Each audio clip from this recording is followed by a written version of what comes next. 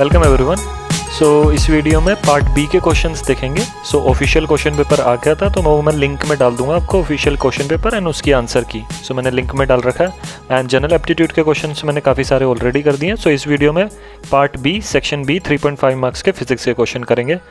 Already मैंने 6 questions तो मैं कर चुका हूँ एंड ऑल दोज क्वेश्चंस आप मेरे चैनल पे देख सकते हैं। वो सारे सही थे, वैसे वो मैंने मेमोरी बेस्ड करे थे, लेकिन वो सारे क्वेश्चंस भी सही थे एंड उसके ऑप्शंस भी जो मैंने बताए हैं वो सारे करेक्ट थे and all solutions were correct.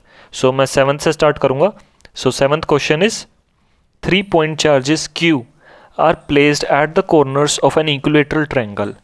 Another point charge minus Q is placed at the centroid of the triangle. If the force on each of the charge Q vanishes, then the ratio Q by Q is. ये बहुत basic question आया है, ऐसा expected नहीं होता, usually इतना basic question आता नहीं है इस लेवल पे। हम सोल्व करेंगे इस क्वेश्चन को। इसमें क्या इक्विलेटरल ट्रायंगल दे रखा है। फर्स्ट ऑफ ऑल पहले हम ड्रॉ कर लेते हैं equilateral triangle. Let's say this is an equilateral triangle.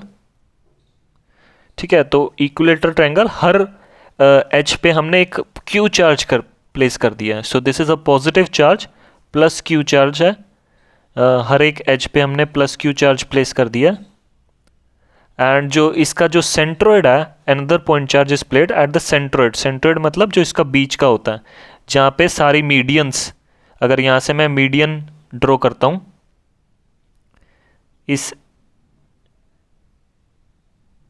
इस वर्टेक्स से इस साइड पे अगर मैं मीडियन ड्रॉ करता हूँ, ऐसे ही इस साइड से मीडियन ड्रॉ करता हूँ, जहाँ पे ये इंटरसेक्ट करती हैं उसे कहते हैं हम centroid, centroid of that triangle. ठीक है, this is the centroid and यहाँ पे हमने एक चार्ज किया माइनस क्यू।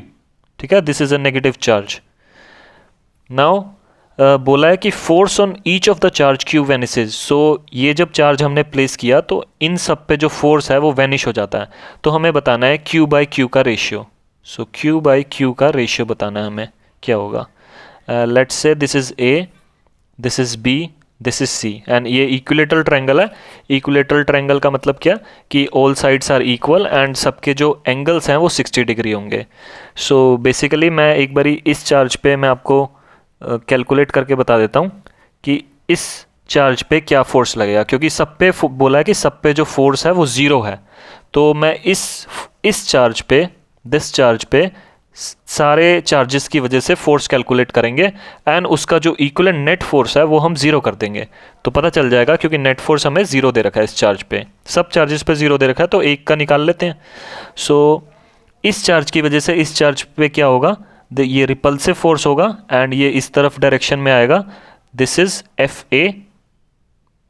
ठीक है, इस चार्ज की वजह से ये रिपल्सिव फोर्स होगा एंड अगेन इस चार्ज की वजह से इस चार्ज पे जो फोर्स होगा वो भी रिपल्सिव होगा, दोनों पॉजिटिव चार्जेस हैं।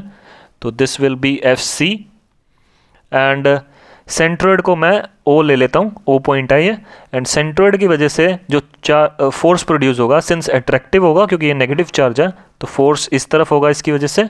Let's say this is F O vector. हमें ये पता चल गया। नाउ हम फोर्स का मैग्नीट्यूड निकाल सकते हैं and let's say all the sides, जो साइड्स का डायमेंशन है वो मैंने ए ले रहा हूँ, सब साइड्स की जो डायमेंशन है वो ए ले रहा हूँ। Now these are the medians. Now हमें ये लेंथ तो पता है ए है, अब इसकी लेंथ हमें पता होगी क्योंकि हमें इसका अगर मैग्नीट्यूड निकालेंगे एफ नोट का तो हमें ये लेंथ पता होनी चाहिए।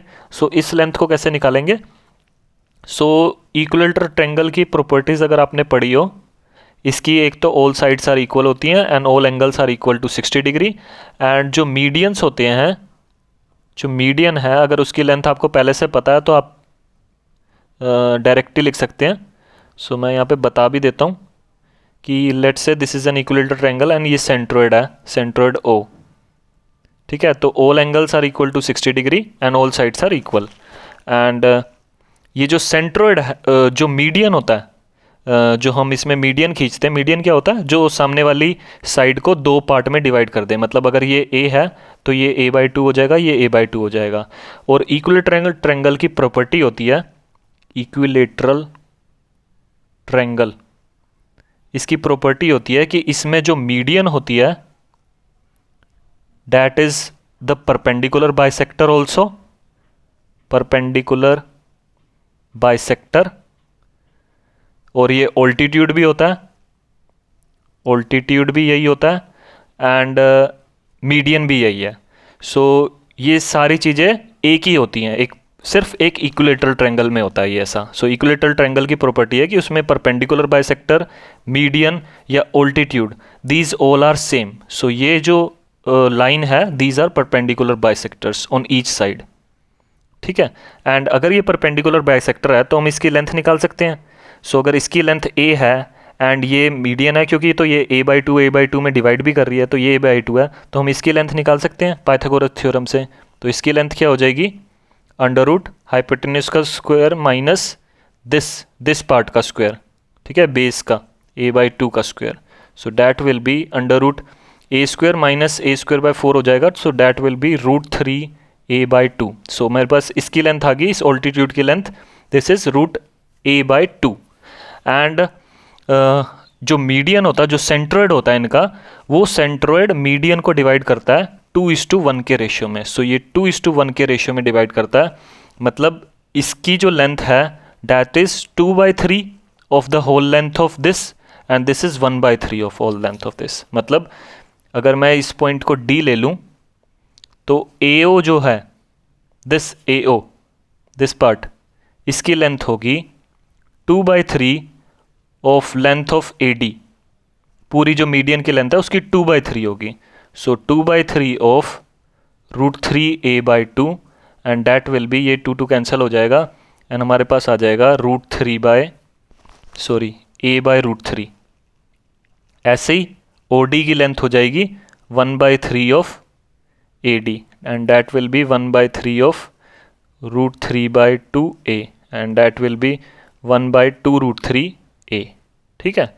तो ऐसे कैलकुलेट करते हैं। तो हमें सिर्फ इसकी लेंथ चाहिए थे कि जो ऊपर वाला पार्ट है उसकी लेंथ क्या होगी। तो ये यही पार्ट है, ये जो ये लेंथ है ये हमने निकाल ली, इसकी लेंथ हमने निकाल ली, दिस इज़ a/√3, एंड इसकी भी हमने निकाल लिया। सो ये 2:1 के रेशियो में इसमें यहाँ पे भी डिवाइड कर रहा है। सो हर पार्ट 2:1 के रेशियो में डिवाइड होता है। So this is the property of equilateral triangle, ठीक है। तो ये काफ़ी बेसिक था।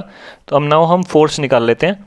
सो FA का जो फोर्स है, this FA force, magnitude of force निकाल रहा हूँ मैं, डायरेक्शन नहीं, एंड FC, ये दोनों का मैग्नीट्यूड सेम होगा, एंड क्या होगा, this will be K which is 1/4πε0, and दोनों का चार्ज जो है वो QQ है, तो KQ² हो जाएगा, एंड जो डिस्टेंस बिटवीन दोज चार्जेस है वो A ही है, दोनों में A है, FA और FC दोनों में A है, तो KQ²/A² आ जाएगा। ऐसे ही F0 का मैग्नीट्यूड निकाल लेते हैं, F0 वेक्टर का magnitude, and that will be K which is 1/4πε0, and magnitude of charges एक का Q है, दूसरे का कैपिटल Q है, and divided by their distance हमने निकाल लिया। ये डिस्टेंस यहाँ पे यूज़ होना था, इसलिए मैंने पहले निकाल लिया था। तो a/√3 का square, so that will B a² और 3 ऊपर आ जाएगा। तो ये हो गया इसका मैग्नीट्यूड। नाउ हम क्या कर सकते हैं, नाउ हम इन दोनों फोर्सेस का, FA और FC का रिजल्टेंट फोर्स इस डायरेक्शन में होगा, let's say that will B FAC vector. So FAC vector का मैग्नीट्यूड क्या होगा, so resultant of those forces निकाल सकते हैं सिंपली। रिजल्टेंट ऑफ 2 वेक्टर्स का जो फॉर्मूला होता है, FA² + FC² + FC² + 2FA/FC cos theta. सो बीच में दोनों के कितने डिग्री एंगल है, ये 60 डिग्री होता है, तो ये भी 60 डिग्री होगा, तो ये 60 डिग्री एंगल है इन दोनों के बीच में। सो हो जाएगा FA² और FA² और FC² का दोनों का मैग्नीट्यूड सेम है। सो मैं लिख सकता हूँ यहाँ पे FA² ही इसको भी, और यहाँ पे हो जाएगा FA और FC दोनों सेम है, तो ये भी हो जाएगा FA², 2FA², ठीक है, FA हो जाएगा ये, एंड कोस है 60 डिग्री। कोस 60 डिग्री क्या होता है, हाफ होता है, तो अगर ये हाफ होता है तो हाफ यहाँ से कैंसिल हो जाएगा, तो हमारे पास आ जाएगा 3FA²। So that will B √3 of FA, ठीक है, √3 ऑफ FA की वैल्यू क्या, FA की वैल्यू है KQ²/A², ठीक है। तो हमारे पास इसका मैग्नीट्यूड निकल गया दिस फोर्स का, इस वाले फोर्स का। नाउ ये दोनों फोर्स अपोजिट डायरेक्शन में है, एंड नेट फोर्स हमें दे रखा है इस चार्ज पे FB। जो नेट फोर्स है, net force on B charge, B पे जो चार्ज है वो है 0, नेट फोर्स 0 है। सो नेट फोर्स क्या होगा, अगर इस चार्ज पे अगर हम नेट फोर्स देखेंगे डैट विल बी, ये दोनों क्योंकि अपोजिट डायरेक्शन में है तो F naught minus F A C will be the net force. So मतलब F naught minus F A C is equal to 0, मतलब एफ नोट का जो मैग्नीट्यूड है ये मैग्नीट्यूड हो जाएगा, क्योंकि इसका डायरेक्शन अपोजिट है तो अपोजिट डायरेक्शन एक तो माइनस कर दिया, so F naught will be equal to F A C. So इन दोनों का मतलब मैग्नीट्यूड सेम है, ठीक है। सो हमारे पास आ गया, सिंस इन दोनों का मैग्नीट्यूड सेम है तो ये इसकी वैल्यू हमने निकाली थी। एफ नोट की वैल्यू क्या थी, this is 3k Q by A square, and इसकी वैल्यू है एफ ए बी की हमने यहाँ पे निकाली थी √3k Q square by A square. So most of the quantities will cancel out and हमारे पास बच जाएगा 3q will be equal to √3 small q। So q by q हो जाएगा √3/3 and that will be 1/√3। So q by q का हमने ratio निकालना था and that will be 1/√3। So out of these options B option इसमें correct था, ठीक है।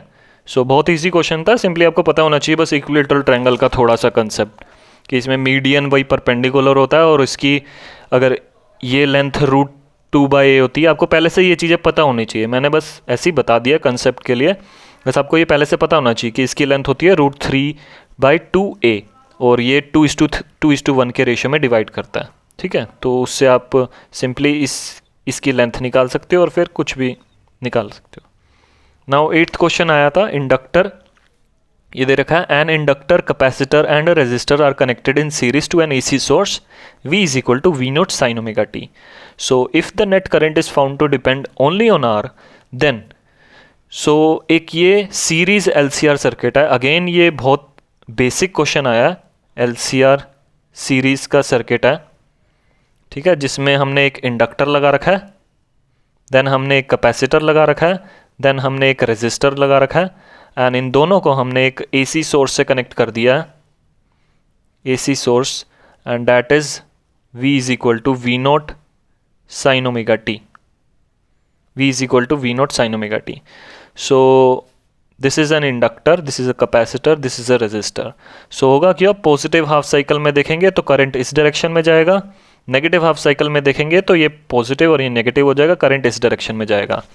एंड करंट का क्या दे रखा है, नेट करंट का जो है is found to depend only on R। So net current जो होता है एक LCR सीरीज सर्किट में, net current in an LCR series circuit that is given by simply the voltage upon the resistance। resistance यहाँ पे क्या होती है, impedance लिखेंगे इसे, क्योंकि ये तीनों की अलग अलग resistance होगी या फिर अलग अलग reactance अलग अलग होगी। so that will be V note sin omega t। so V note sin omega t है by the impedance of the circuit, and resultant impedance क्या होती है, resultant impedance। So this is the resultant impedance of the whole circuit। So एक series LCR circuit में resultant impedance होती है Z is simply is equal to √R square, जो resistance का square, plus XL, XL is the reactance of the inductor minus XC का whole square, XC is the reactance of the capacitor। XL क्या होता है, this is the reactance of the inductor and this is equal to omega L, and XC होता है reactance of capacitor and this is equal to 1/omega C। so since हमें दे रखा है कि impedance जो है, since the net current depends only on the R, अगर net current सिर्फ R पे डिपेंड कर रहा है, मतलब जो Z है that depends only on R, मतलब Z सिर्फ R के इक्वल है। यहाँ पे अगर देखेंगे, अगर इसका सिर्फ R पे डिपेंडेंस है, मतलब ये जो यूनिट है वो 0 हो जाएगी, तो इम्पीडेंस जो हमारा R ही आ जाएगा, ठीक है। तो मतलब अगर इम्पीडेंस हमारी, करंट हमारा R पे डिपेंड कर रहा है, मतलब इम्पीडेंस हमारी R पे डिपेंड कर रही है, मतलब ये जो यूनिट है that should go to equal to 0, मतलब XL will be equal to XC, ठीक है। XL माइनस XC जो है वो 0 हो जाएगा, तो XL will be equal to XC, and XL होता है ओमेगा L, XC होते हैं ओमेगा 1/omega C। सो ओमेगा C स्क्वेयर आ जाएगा 1/CL, एंड ओमेगा आ जाएगा 1/√CL और 1/√LC। सो इसमें से ऑप्शन जो दे रखा है that is this option, omega is equal to 1/LC।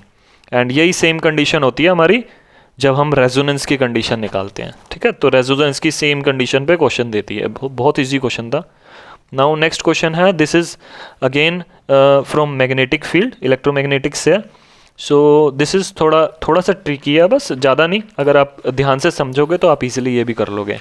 So question है 9th question, 3 infinitely long wires each carrying current are placed in the xy plane along x equal to 0 plus d and minus d. On the xy plane the magnetic field vanishes at, so एक xy plane पे हमने 3 wires place करी हैं, long wires हैं, 3 infinitely long है। so this is हमारे this is x, this will be y, and जो हमारी 3 लॉन्ग वायर्स हैं, लेट्स से एक वायर तो यही होगी जो हमारी एक्सिस पे पड़ी है, तो इसको मैं अलग पेन से बना देता हूँ।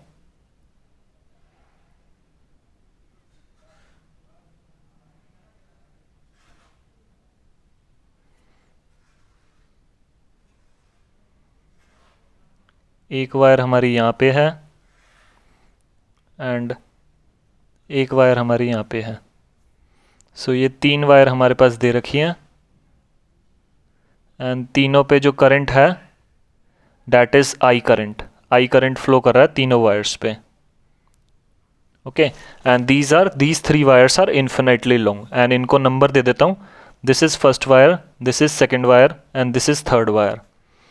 Now these are placed at x equal to 0, so एक को तो मैंने ओरिजिन पे इसलिए रखा था, यहाँ पे दे रखा था, this is placed at x equal to 0, and एक को प्लेस कर रहा है प्लस डी पे x equal to plus D, and एक को प्लेस कर रहा है x equal to minus D. मतलब इन दोनों का जो बीच का डिस्टेंस है डैट इज d, इन दोनों के बीच में भी d डिस्टेंस है, और अगर इसके और इसके बीच में देखेंगे तो 2d डिस्टेंस पे है, ठीक है। नाउ हमें एक्स वाई प्लेन पे ही बताना है कि मैग्नेटिक फील्ड कहाँ वैनिशेस होगी। सो ये all 3 wires are carrying an equal current. Now हमें मैग्नेटिक फील्ड बतानी है। सो मैग्नेटिक फील्ड हम कैसे कैलकुलेट करते हैं, सबसे पहले ये देखते हैं, नेट मैग्नेटिक फील्ड जो हम कैलकुलेट करते हैं that is calculated has B inward magnetic field minus B outward, जो आउटवर्ड है प्लेन के, ठीक है। सो होता क्या है, यहाँ पे हमें पॉइंट्स देखने पड़ेंगे कि ऑप्शंस में क्या क्या दे रखा है। एक दे रखा है प्लस माइनस d/2, मतलब d/2 यहाँ पे आएगा बीच में कहीं, और ये है प्लस माइनस d 1 प्लस √3, तो ये कहाँ पे आएगा पॉइंट, मतलब d प्लस क्या हो जाएगा, d प्लस d/√3, मतलब एक पॉइंट यहाँ पे बता रहा है ये पॉइंट। और ऐसे ही ये जो बता रहा है ये इस साइड पे बता रहा है 1/√3, ऐसे ही ये जो है दिस इज d/√3, तो ये बीच में बता रहा है। तो हमें देखना है कि कहाँ पे हम निकाल सकते हैं मैग्नेटिक फील्ड 0 होगी। और ऐसे जब इन्फिनिटली लॉन्ग वायर दे रखी है तो उससे मैग्नेटिक फील्ड कैसे निकालते हैं, सिंपली हम यूज़ करेंगे राइट हैंड थंब रूल। तो उसके अकॉर्डिंग क्या होता है कि अगर करंट की डायरेक्शन, अगर वायर को हम करंट की डायरेक्शन में ले thumb, so this is thumb, अगर थंब को हम थंब को अगर हम करंट की डायरेक्शन में प्लेस करेंगे एंड अपनी फिंगर्स जो कर करेंगे, अगर ये फिंगर्स हैं, दीज आर फिंगर्स, तो fingers will give the direction of magnetic field, ठीक है। एंड थंब को हमने करंट की डायरेक्शन में रखा तो फिंगर्स का जो कर्ल है that will give the direction of magnetic field. So अगर इस सो लेट्स से कि ये पॉइंट ले लेते हैं यहाँ पे आउटसाइड, ठीक है, इन सब वायर्स के आउटसाइड पॉइंट ले लेते हैं। इस पॉइंट पे देखते हैं मैग्नेटिक फील्ड क्या होगी। सो तीनों वायर्स की वजह से अगर हम मैग्नेटिक फील्ड निकालेंगे right hand thumb rule use करके, तो ये करंट इस डायरेक्शन में है, current is in the in direction, तो मैग्नेटिक फील्ड यहाँ पे क्या होगी, इनवर्ड की तरफ। सो इनवर्ड की तरफ जाएगी magnetic field. So magnetic field inward ऐसे ड्रॉ करते हैं, सो इनवर्ड होगी, सो 3 की वजह से भी इनवर्ड होगी, B3 भी इनवर्ड होगी एंड B2 भी इनवर्ड होगी और B1 भी इनवर्ड होगी। सो सारी मैग्नेटिक फील्ड इनवर्ड होगी। सो नेट मैग्नेटिक फील्ड जो इस पॉइंट पे आ जाएगी, net magnetic field will be inward only. So net magnetic field यहाँ पे इनवर्ड होगी। ऐसे ही अगर इस पॉइंट पे देखते हैं तो अगर इस पॉइंट पे magnetic field, net magnetic field निकालेंगे, सो सब वायर्स की वजह से जो मैग्नेटिक फील्ड है वो आउटवर्ड होगी। सो this is the symbol for outward. So B1 भी आउटवर्ड होगा, B2 भी, B3 भी। सो नेट मैग्नेटिक फील्ड जो है that will be outward only. So यहाँ पे नेट मैग्नेटिक फील्ड जीरो नहीं हो सकती। सो बाहर, इनके जो बाहर है वहाँ पे मैग्नेटिक फील्ड जीरो नहीं हो सकती, मतलब मैग्नेटिक फील्ड कहीं अंदर ही जीरो है। So let's say at some point, so जो ऑप्शन में हमें दे रखा है, सो ये दोनों ऑप्शन तो नहीं हो सकते कहीं से भी, क्योंकि ये दोनों बाहर हैं, तो ये दोनों ऑप्शंस तो नहीं हो सकते।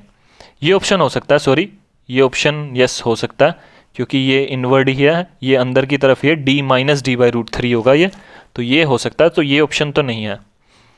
नाउ हम निकालने के लिए एक पॉइंट ले सकते हैं। लेट्स से यहाँ पे हमने एक पॉइंट ले लिया। So let's say this point at some distance x from this.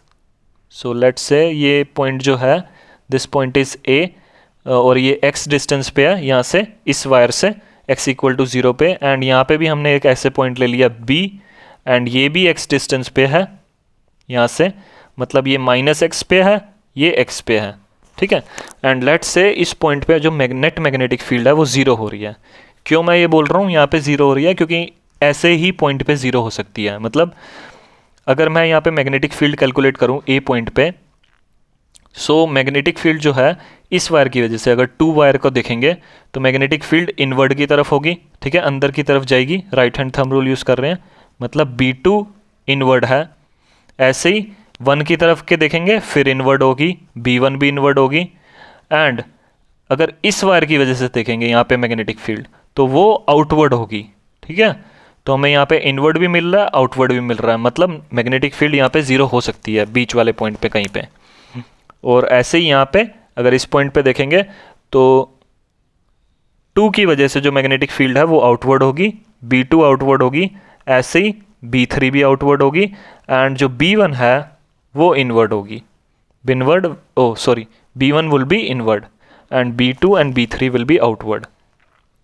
सो हम ए पॉइंट पे पहले मैं निकाल रहा हूँ। सो सिर्फ ए पॉइंट पे देखते हैं, क्योंकि एक पॉइंट का देख लेंगे तो दूसरे पॉइंट का भी निकल जाएगा। So let at point A जो है, पॉइंट ए पे नेट मैग्नेटिक फील्ड जो है वो ज़ीरो है, ठीक है। बी नेट जो है वो ज़ीरो है, लेट एट पॉइंट ए। मतलब नेट मैग्नेटिक फील्ड क्या होता है, simply B inward minus B outward, या फिर B outward minus B inward, same ही बात है। सो इनका जो मैग्नीट्यूड है वो ज़ीरो होना चाहिए। सो बी जो नेट है ए पॉइंट पे अगर देखूँ, ए पॉइंट पे अगर बी नेट मैग्नेटिक फील्ड देखूँ, तो ये दोनों इनवर्ड है, ये आउटवर्ड है। सो B1 plus B2 minus B3 that will be equal to 0, या फिर B outward minus B inward करते तो B3 minus B1 minus B2 हो जाता, तो सेम ही बात है, एक ही बात है। सो हमारे पास फाइनल जो इक्वेशन है वो यही आएगी, B1 plus B2 will be equal to B3, ठीक है। And magnetic field due to an infinitely long wire का फॉर्मूला क्या होता है, magnetic field at a distance r, at some distance r due to an infinitely long wire क्या होता है, simply mu naught I by 2πr, and यही use करेंगे यहाँ पे। एंड डायरेक्शन इनवर्ड या आउटवर्ड होती है, वो डिपेंड करती है।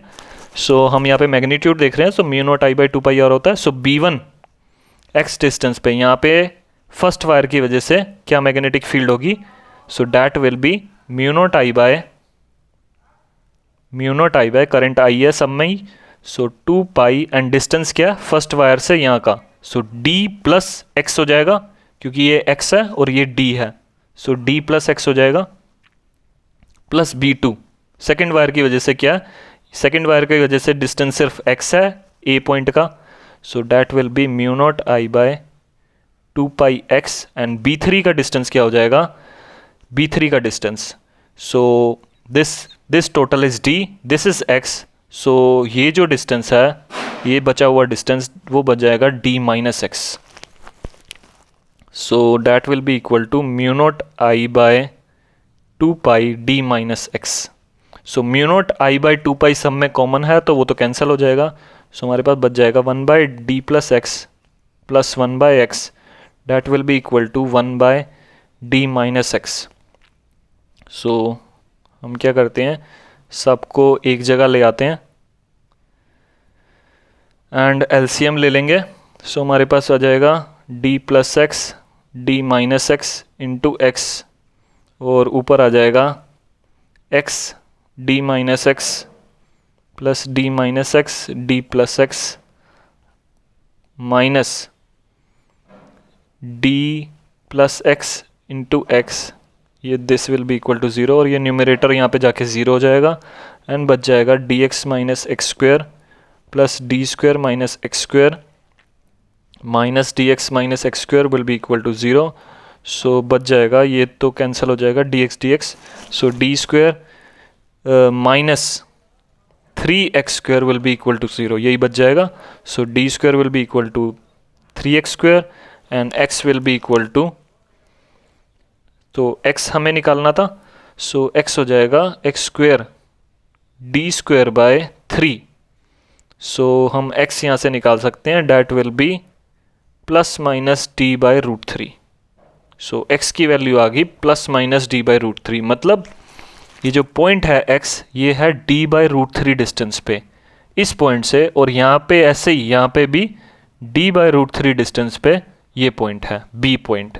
तो इन दोनों पॉइंट पे मैग्नेटिक फील्ड ज़ीरो हो रही है। तो ऑप्शंस में देखेंगे तो डी ऑप्शन दे रखा है हमें plus minus D by root 3, so यही आंसर होगा। ठीक है, तो काफ़ी इजी क्वेश्चन था, थोड़ा टाइम लग रहा था बस सोल्व करने में, बाकी इजी क्वेश्चन है। नाउ 10th क्वेश्चन है, the temperature variation of the resistivity of 4 material are shown in the following graph. So ये ग्राफ में दे रखे हैं, 4 ग्राफ दे रखे हैं हमारे पास, एंड टेम्परेचर वेरिएशन दे रखा है सबका रेजिस्टेंस के साथ। सो टेम्परेचर वर्सेस रेजिस्टिविटी का ग्राफ हमें दे रखा है। ठीक है, अगर x वर्सेस y देखें, x वर्सेस y, सो x एक्सिस पे टेम्परेचर है एंड y एक्सिस पे रेजिस्टिविटी है। एंड हमें पूछा है the material that would make the most sensitive temperature sensor when used at temperature between T1 and T2। So T1 and T2 पे, इनके बीच में बिटवीन T1 एंड T2 पे most sensitive temperature sensor हमें बताना है। सो सेंसिटिव टेम्परेचर सेंसर बताना है। So sensitive है and temperature sensor. Temperature sensor होता क्या? It is simply an electronic device, it is a electronic device which can measure or record any change in temperature, so temperature में change record करने वाले को ही temperature sensor, कोई भी sensor हो, pressure sensor या कुछ भी सेंसर, सो वो क्या करता है, वो चेंज डिटेक्ट करता है। So it's a sensitive instrument which can detect any change, which can measure and record any change in that quantity. So this is a temperature sensor, so it is an electronic device that can measure or record any change in temperature. So ये resistivity को use करके हम इस material की resistivity की property को use करेंगे temperature sense करने के लिए। तो मतलब क्या है कि रेजिस्टेंस हम यूज़ कर रहे हैं, उसकी रेजिस्टिविटी को यूज़ कर रहे हैं। सो अलग अलग मटेरियल की एक प्रॉपर्टी होती है resistivity, this is a material property. So अलग अलग मटेरियल हैं यहाँ पे ABCD, सो सबका रेजिस्टिविटी वर्सेस टेम्परेचर ग्राफ दे रखा है। तो हम उसका रेजिस्टिविटी को यूज़ करके हम उसका टेम्परेचर सेंस करना चाहते हैं। मतलब हमें T1 एंड T2 जो पॉइंट है उसके बिटवीन हमें टेम्परेचर सेंस करना है। सो मतलब उनके बीच का जो वेरिएशन है, हर एक पॉइंट पे टेम्परेचर एक तो अलग अलग होना चाहिए, एंड हर दोनों पॉइंट पे T1 एंड T2, ठीक है, एंड जो टेम्परेचर का वेरिएशन है वो सबसे ज़्यादा होना चाहिए। सो इन चारों ग्राफ्स में अगर आप देखो तो सबसे ज़्यादा जो टेम्परेचर वेरिएशन है वो है इस ग्राफ में। ठीक है, इस ग्राफ में T1 एंड T2 वैल्यू पे सबसे ज़्यादा टेम्परेचर वेरिएशन है। एंड एक और थिंग देखोगे कि जो रेजिस्टेंस है, रेजिस्टिविटी है, हर एक टेम्परेचर पॉइंट पे इन दोनों के बीच में वो एक डिफरेंट वैल्यू है। ठीक है, एक तो सबसे ज़्यादा वेरिएशन भी सबसे ज़्यादा है यहाँ से यहाँ तक, एंड हर एक पॉइंट पे अलग अलग टेम्परेचर के कोरस्पॉन्डिंग, अलग अलग टेम्परेचर के कोरस्पॉन्डिंग रेजिस्टिविटी जो है वो डिफरेंट है।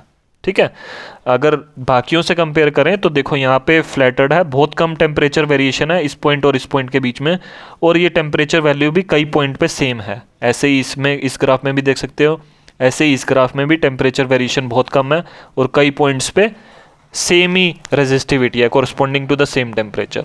सो जो मोस्ट अप्रोप्रिएट आंसर होगा इसका वो होगा सी पार्ट। ठीक है, तो ये सी ऑप्शन इसमें करेक्ट होगा। First reason is that for a change in temperature the resistivity change is very high and the second reason is the resistance has a unique value at each temperature value within the temperature range T1 and T2। इन दोनों range के बीच में सबसे unique value है resistance की और सबसे ज़्यादा रेजिस्टेंस चेंज है। ठीक है, so this C option is correct. So ये 4 क्वेश्चन मैंने इस वीडियो में कर दिए एंड 6 क्वेश्चंस मैंने पहले भी कर दिए थे। सो आप उन सब का सॉल्यूशंस मेरी चैनल पे देख सकते हैं। ठीक है, एंड मैं यहाँ पे भी दिखा देता हूँ। सो एक ये क्वेश्चन था, तो मैंने अब यहाँ पे ये ऑफिशियल क्वेश्चन लिख दिया यहाँ पे, and these are the option. So D option इसमें करेक्ट था एंड मैंने ये बता दिया था, आप वहाँ पे देख सकते हैं। ठीक है, एंड एक ये क्वेश्चन था वेवलेंथ वाला, सो इसमें भी A option was correct 18.2। So exact question था जो मैंने पहले भी किया था, वही क्वेश्चन है। सो 18.2 आया था हमारा। एंड इससे पहले ये क्वेश्चन किया था स्टीफन्स लॉ यूज़ करके, हमें रेशियो बताना था टोटल पावर का। So that was C part 32। And इससे पहले हमने ये क्वेश्चन किया था, this is from quantum mechanics. So इसमें जो आंसर आया था हमारा, टाइम जो आया था 2π/ω आया था, जो सेम स्टेट में हो जाते हैं। एंड इससे पहले हमने एक बुलियन अलजेब्रा क्या किया था, जिसमें नैंड गेट आया था और 4 नैंड गेट से हम बना सकते हैं। सो यही आंसर है इसका भी, fourth B part, fourth option. And ये था आइगन वैल्यूज से रिलेटेड, एंड इसकी आइगन वैल्यूज का option A would be correct, a² पर b² पर c², 0, 0। सो यही मैंने बताया था उस वीडियो में। सो बाकी सारे मैंने सही कर दिए हैं। तो already 1 to 10 questions B part के हो गए हैं, अब सी पार्ट के क्वेश्चंस मैं सोल्व करूँगा। ठीक है, सो थैंक यू।